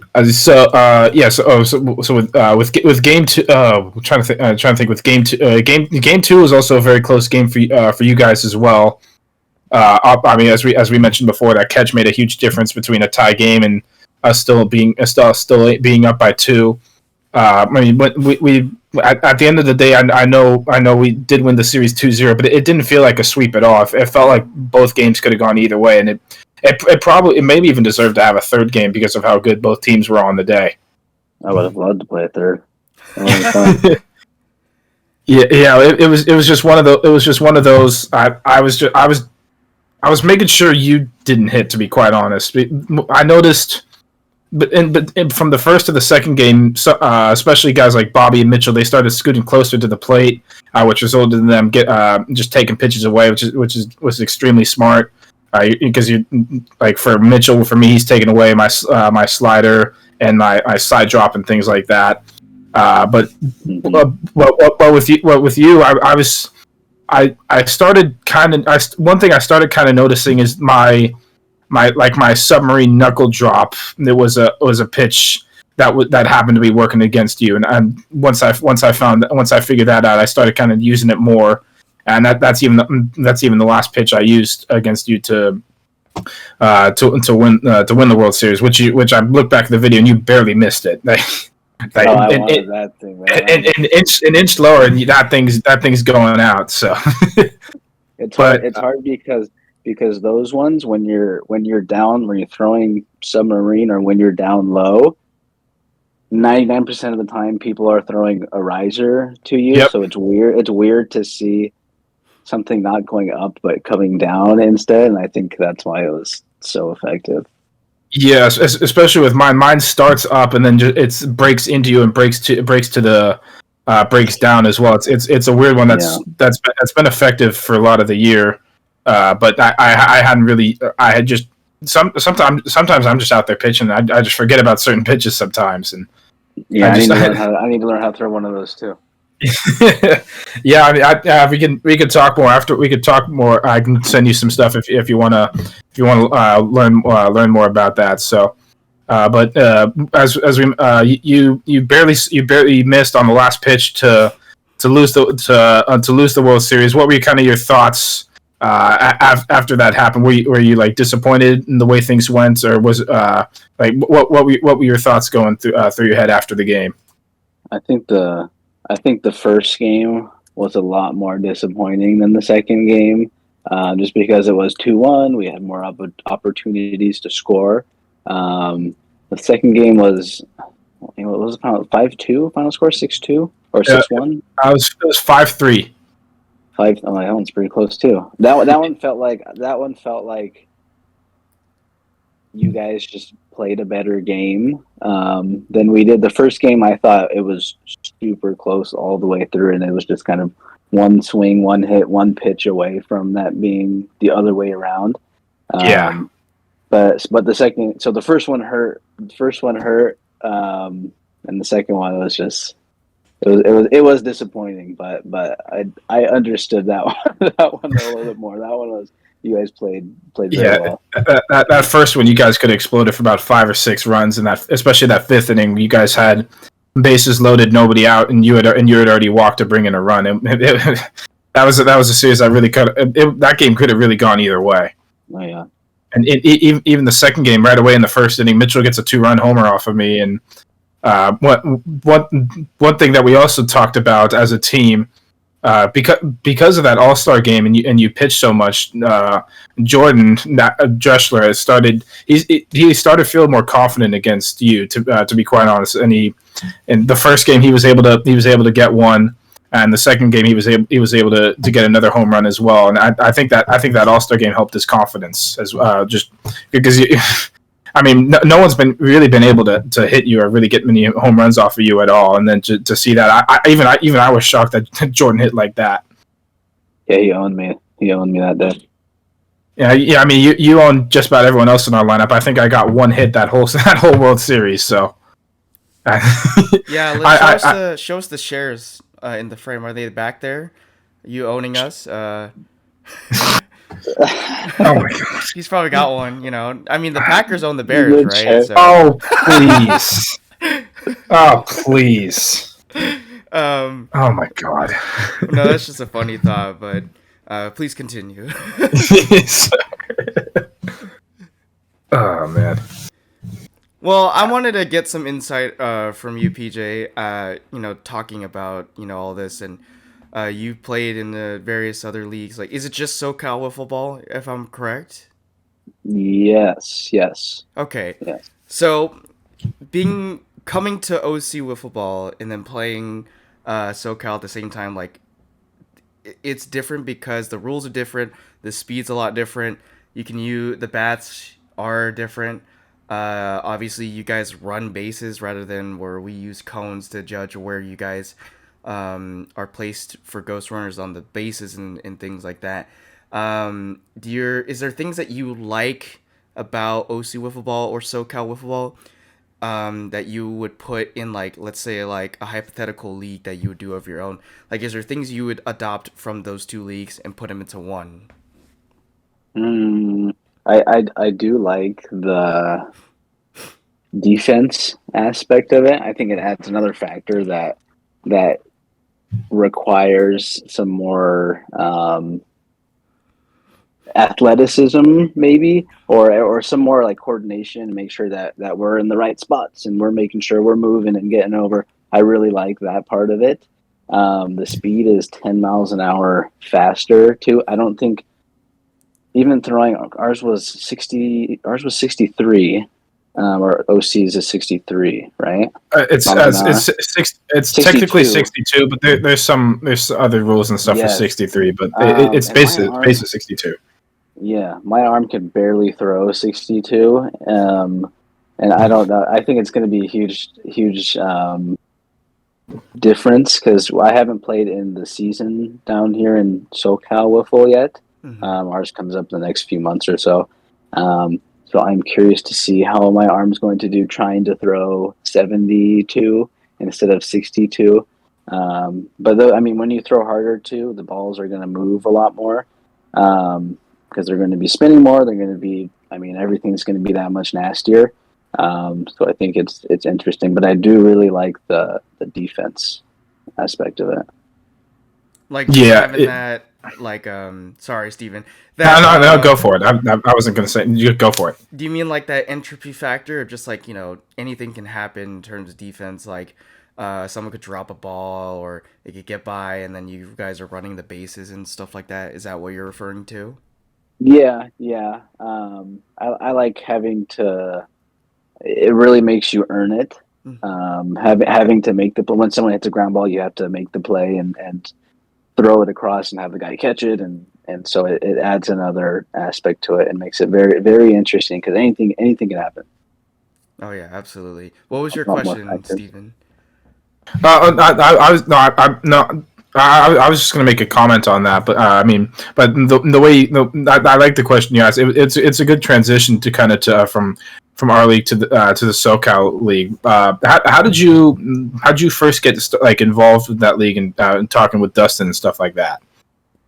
I think it was through Mitchell, who was on the Diablos, if I remember correctly. Where we play is right next to my house, where they play all their games. So it was right down the street.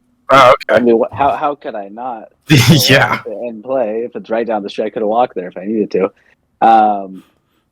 So I think that's how it kind of came through. Yeah, and you're a captain in that league, right? Correct. Bama Llamas, first year team. We're gonna be nasty.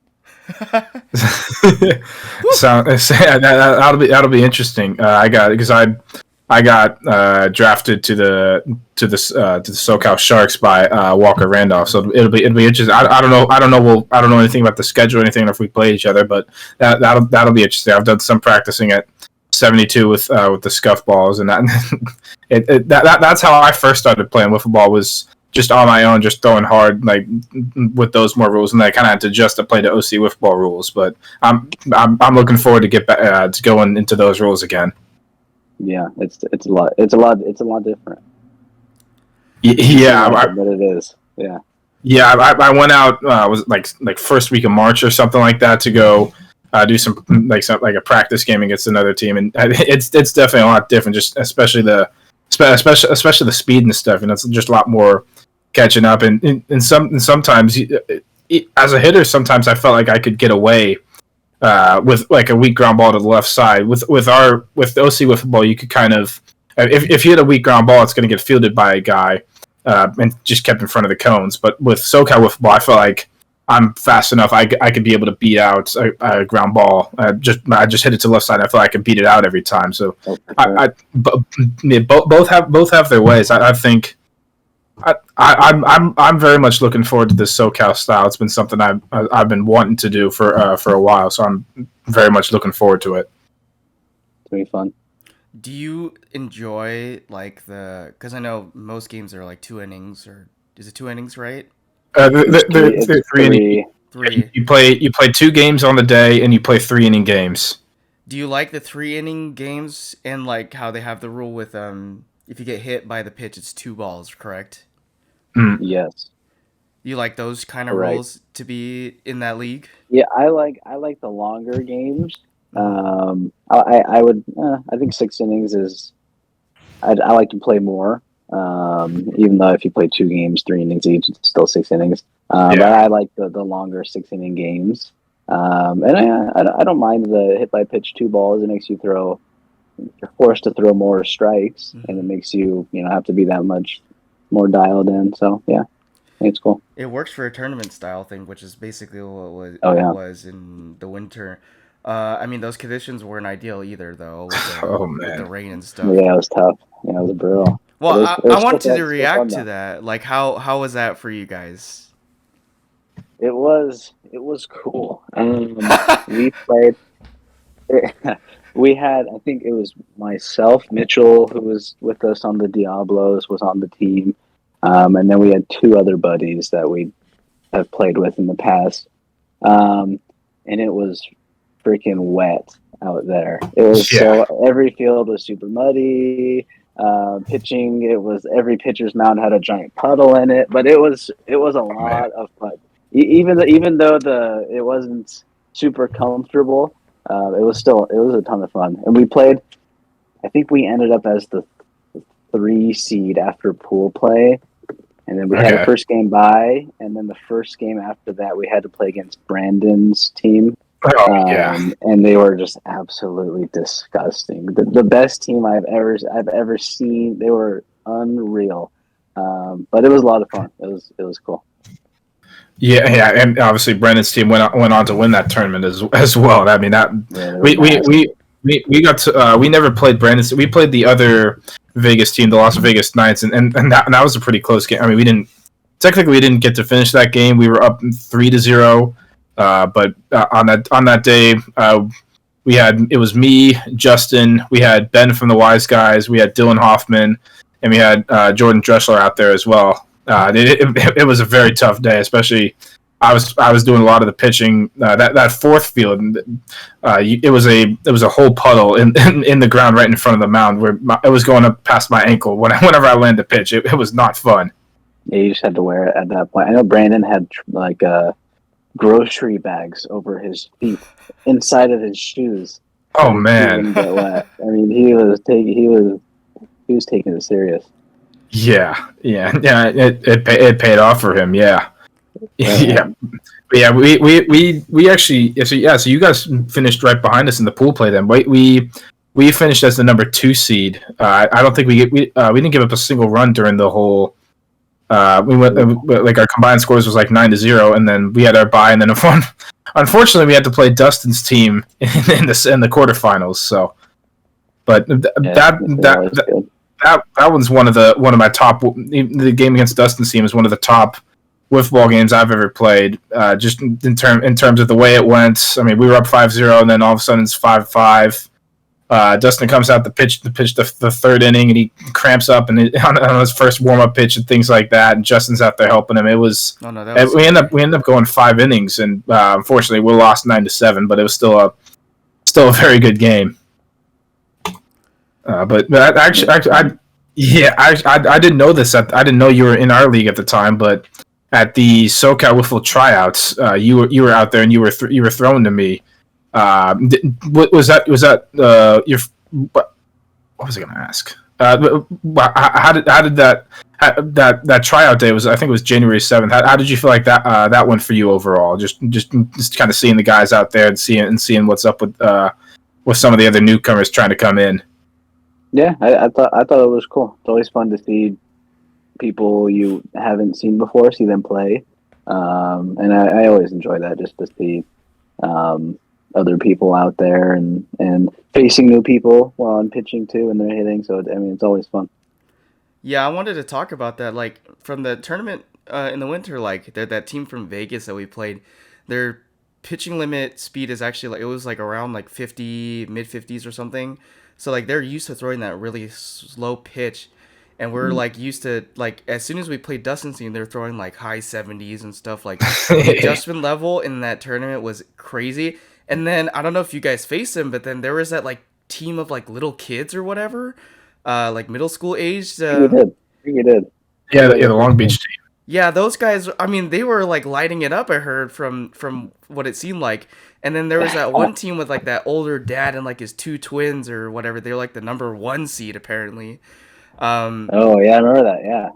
but there was a weird like diversity, like diverse group of different people playing in that tournament, and I think that's like a testament to what you were saying about like seeing a lot of like different people from everywhere like playing, and trying to play against them. Like what? Okay, you guys played against a team of like middle school age people, correct?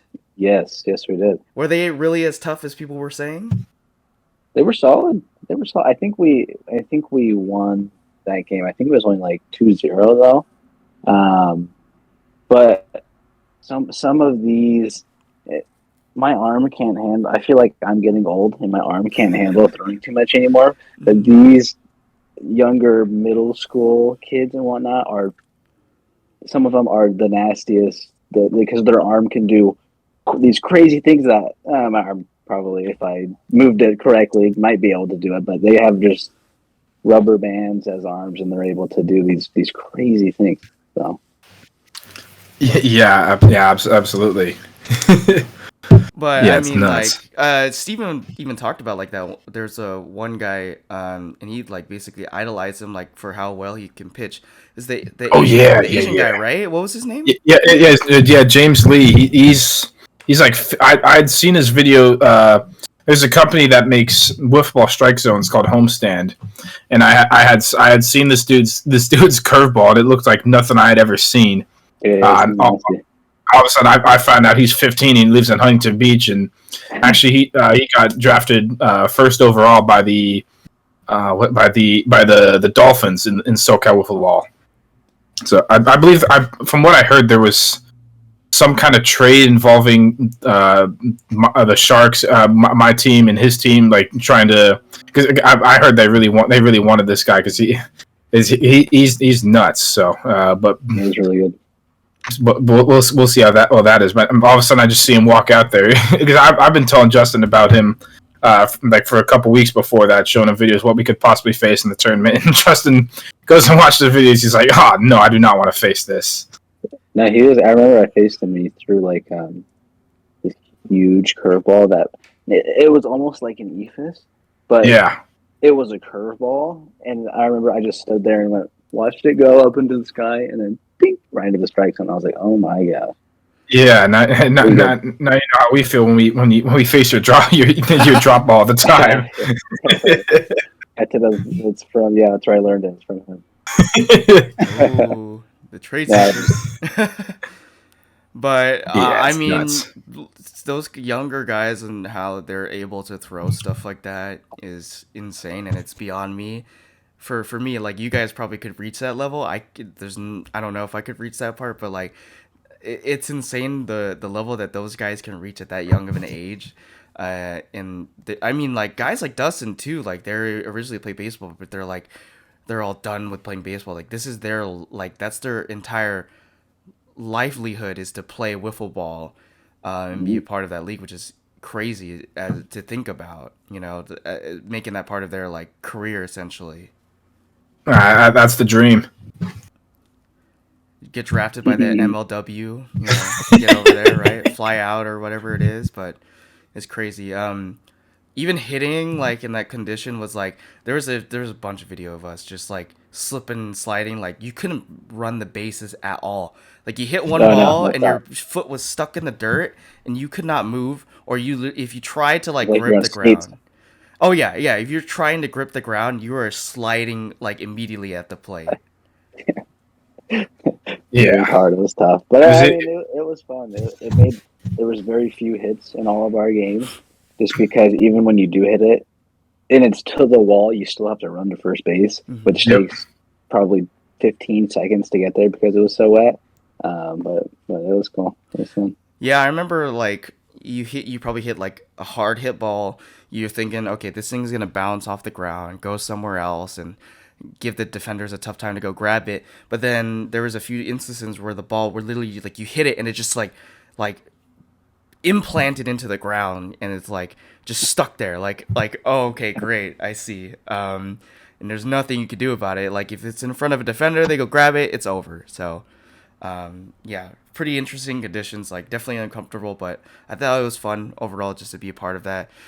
Speaking of tournaments, like we talked about in the show before, like having or OC Wiffle Ball having a tournament like that, like the World Baseball Classic, being allowed to have maybe a higher speed limit of pitches, being able to use different bats. I wanted to get your thoughts about like potentially that happening in the summer. I think it's confirmed at this point, but um, are you interested in being a part of something like that?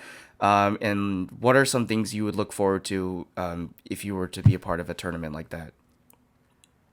Um, I think it'd be super because you guys want to do it within the month, not just one day, but kind of the weekends. I think it's like 4 weekends probably or something like that. Is that right? Right. Yeah, it'd Something be like like the that. month of August.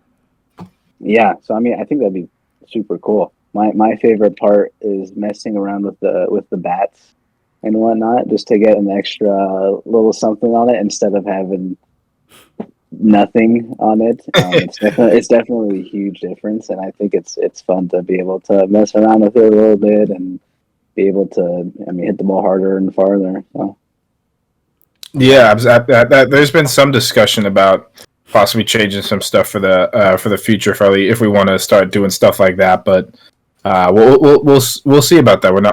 We're not quite at that point. We got some. I mean, we're still this is still a young league. We still have some changes for the future and things like that we can think about. So I mean that could be a possibility is adding more tape to the bats or using different bats and then increasing the that'd be speed cool. limit and stuff. But it's one of those you kind of got to find the right balance of our league's not a as you mentioned earlier. You have a lot of older guys and it's a lot of older guys. It's very similar to like an adult group. It's just kind of finding the balance between how competitive do you want to be and how much do you want to be doing stuff like pitching fast. Like you got guys like in the world championships throwing over 100 miles an hour with a wiffle ball. So it's one of those you kind of got to figure that out. Hmm. What's your go to if you were to be able to adjust the bat? Like I know guys like Ben, like during the tournament he put snake skin on his bat. Um, what's your go to if you were to be given that opportunity? I have one that I found this really weird like foam tape where it's probably like a couple millimeters thick. That's like kind of squishy. So putting that on the barrel, maybe put some extra tape over it, and then I'm a big fan of the tennis grip on the handle, Mm, rather than like lizard skin or whatever. I like the tennis grip. It's a little more comfortable, and I feel like I get it's probably the same grip, but I think it's more comfortable. So that's what I like. Some kind of something. I know some people put like tires on their barrels and stuff, or they put like tire material over it or something. But that's a little too hardcore for me.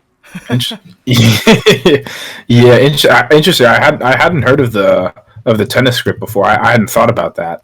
I'm a big fan.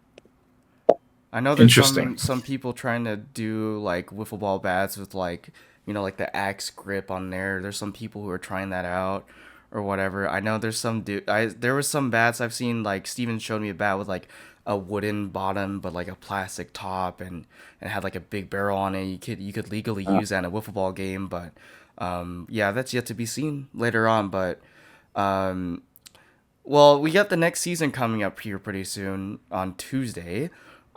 What's kind of your outlook and what are some goals you guys have set for yourself or for yourself in particular on uh, as we get to the summer season? What are some things you want to be looking out for? myself, I don't know. I don't know if I'm going to be out for that for the summer season at all. Um, it's not super close to where I work and where I live. Um, Yeah. so I mean, it's a little bit of a grind having to go or driving out there, especially when I think most of the games, it's from like 6 to 8 o'clock normally. So it's a little bit of a grind. Yeah. And it's a lot of work. So I'm not confirmed in just yet. Interesting. Okay, that's pretty interesting news. We've been having a lot of different scrambling of news going on around. Like, there's a couple of other players out in the league who have made it known that they are not able to make it for the season, or they're potentially considering joining other teams in the league already. But that's another big development. So, any thoughts, Icing it Steven? up. I mean, the potential of the Diablos could look a lot different. We know. Actually, the Wise guys are going to be looking different. It sounds like True is going to be moving to a different team. We're not totally sure as of where yet. And then Ben is also going to be leaving after the first couple weeks. So the Wise guys will be a lot different. So we'll see. It'll be interesting. I don't know where exactly True's going, but we'll find out on Tuesday. I mean, the only thing I know for sure is that the other Wolves of OC are staying the same, and we're actually adding one other player, but we're going to be the same. We're going to be the same group, and we're trying to see if we can get another one. So we'll see.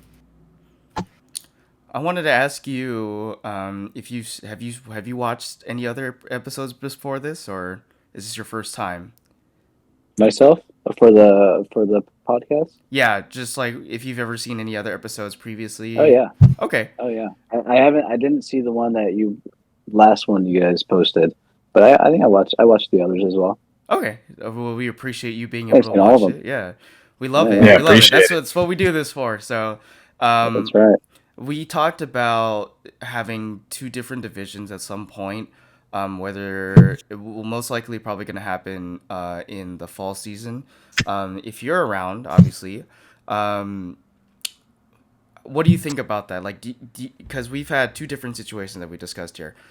Division One and Division Two being two different like divisions that have teams of evenly like skilled, teams and players. Like, you could have like plastic pitchers in one division. You could have your team, the Diablos, in another division or whatever. Or do you like it for the sake of having Division One having all competitive guys, and then Division Two being it for maybe people who are trying to learn the sport still or develop that skill, maybe potentially having the speed limit go down. I wanted to get your thoughts on what you think about that kind of scenario. I think it'd be pretty cool. I think it'd be a good idea, considering that there are enough teams for each. Um, but I think it'd be pretty cool. I always like playing. I like to play against I want to play against the best. So it's fun. It's fun when you have to compete and the games are close and the games are tight, and you really have to dig for some runs or dig for some outs. So that's what I always look forward to is the big games. So I think that'd be cool. It consider yeah, it's a very fine line if there's enough teams on there and kind of to where that'd be possible. But that'd be cool. Oh I'd be a big yeah, fan. I mean, I'm sure you guys seen like your fair share of like lopsided games with a lot of other teams, and I know people who are trying to figure out the sport have a tough time when it comes to playing against a pitcher with your caliber and seeing all those crazy stuff like drop in there. They go look at the strikes and they go with like the big mouth or whatever, and they're like, "What in the world?" So, I'm sure the competitiveness is getting a lot greater in the league as you've seen, but I'm guessing you're on the side of having a division of mostly competitive people, and then another division where it's like people who are trying to figure out how to play, maybe Yeah, potentially yeah, move yeah, up to for the sure. next division. Yeah. Once they get comfortable and whatnot, I think it'd be cool. Okay. Well, there you have it. Anything you want to talk about, Steven, before we decide to start closing this up here? No, I can't think of anything. I think we've covered about everything. It was good. It was good. Just me not knowing you too much, PJ. It was good to learn more about you and kind of learn. Kind of learn more about your wiffball and baseball background and stuff, and then how you thought the season went. It was good to it was good to get an understand. We don't want we want to make sure you didn't think we were like rubbing it in that we won or anything, but No, I no, mean no, not at once all. once again I'm not once again making fun congratulations of that. on making it to the World Series, especially in your first season. I missed the playoffs the previous two seasons, so it was good to finally get. I was just happy to get back to the playoffs, to be quite honest. It was fun. It was fun. Those games were a lot of fun. Yeah. Do you enjoy being part of a league like this now than before, or do you think there's a lot of things that need to go in the way for the league to grow bigger from what it is right now? I was surprised on how big. I mean, there's a ton of teams. What was it, 10 total teams, more or less? 13. We had 13 this year. So 13 teams, and each team has at least four guys on it. I mean, it's cool to see that many people that want to go out there and play. And it gives you a different look every week. I mean, you're not playing necessarily the same people every single week, so it's cool. Have you managed to, make... Well, I think the goal of the league is to have people be exposed to more people that they've never met before. So would you say you've met more people now than when you started at the beginning of the league year? Oh, yeah. Oh, for sure. For sure, yeah. Well, and not only our team and my teammates, I think the only person I knew going in was Mitchell on the team. But, I mean, I've spoken to a lot of people on the other teams and gotten to know them as well. So yeah, it was cool. All right. Well, we appreciate having you here and being able to get your insight and your history playing wiffle ball, and we always, Steven and I always talk individually with you, and a lot of our other guys, including Jordan. I know he's a big fan of yours as well. So it's good to get some insight and be able to share it with other people who are enjoying the show. And it's good to know that people actually do watch the show. So there you go.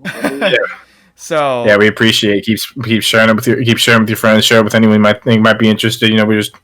We'll talk about more than just OC wiffle as well. We can talk about we mentioned a lot of SoCal wiffle today, which is another league in just up the road from where I am, and right next to where PJ is in Fullerton. So there's a lot of other wiffle going on, but it's something that start. I think we're kind of the goal for like both these leagues is to try to start growing it more in the California area because it's more of a Midwest and East Coast type thing. But hopefully we can get that going more here.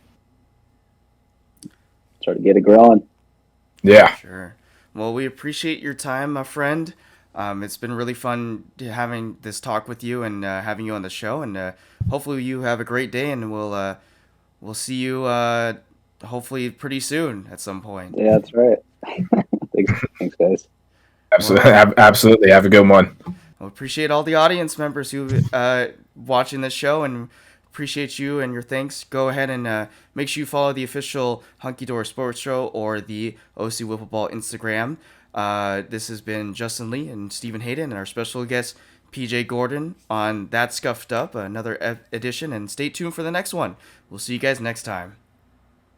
Go Diablos.